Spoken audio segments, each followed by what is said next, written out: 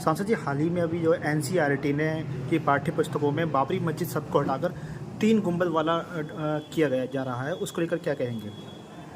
ये अफसोस की बात है कि जो हमारा इतिहास है कि जो उस टाइप की बात को ला कर करके उसको ख़त्म करने का प्रयास किया जा रहा है, और जो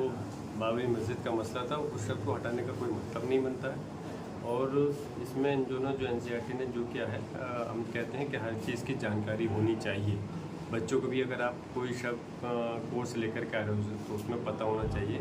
कि वो हमारी किस तरह से हमारा वो धार्मिक स्थल वहाँ पर हमारा था और उसको बाद में किस तरह से बदल कर दूसरा धार्मिक स्थल बनाया। अच्छा,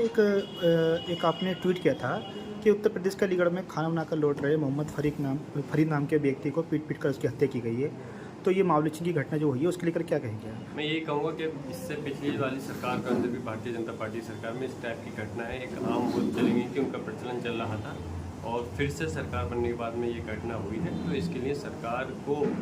सख्त से सख्त कार्रवाई करनी चाहिए और इस टाइप के लिए सबूत देना चाहिए अपनी कार्रवाई करके कि आने वाले समय के अंदर कोई इस टाइप का कदम नहीं उठा सके। लेकिन अफसोस है कि उनके जनप्रतिनिधि ही इसको उन हथियारों को बढ़ावा देने के लिए उनके समर्थन में उतर रहे हैं। अब जब ऐसा होगा तो कैसे लोकतंत्र चलेगा, किस तरह से कानून चलेगा? बल्कि मैं चाहता हूँ उनको सपोर्ट करने वालों के खिलाफ भी जिन लोगों ने हत्या की है, उनको जो सपोर्ट कर रहे हैं उनके खिलाफ भी कार्रवाई होनी चाहिए। तभी हमें लगेगा कि इस देश के अंदर इंसाफ हो रहा है। इन भारतीय जनता पार्टी की इस नीतियों की वजह से ही इस समय ये सूरत हाल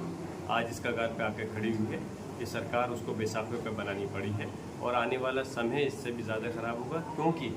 मुसलमानों के अलावा दूसरे समाज के लोग भी चाहते हैं कि सिर्फ राजनीति अब इस चीज़ पे नहीं बल्कि विकास के मुद्दों पर होनी चाहिए और इस देश को आगे बढ़ाने के लिए करनी चाहिए। तो जो अलीगढ़ की घटना है बहुत शर्मनाक है और उससे कहीं ना कहीं पूरे प्रदेश और देश को शर्मसार होना पड़ता है इन सारी घटनाओं से। तो सरकार ये सुनिश्चित करे कि जो लोग इसमें शामिल हैं उनके खिलाफ हत्या का मुकदमा दर्ज होकर के, और शायद सिर्फ 4 की अरेस्टिंग हुई, बाकी जो बचे हैं 11 लोग हैं टोटल, उनको सबको कार्रवाई होनी चाहिए और जो उनमें मदद करने वाले उनके खिलाफ मुकदमा।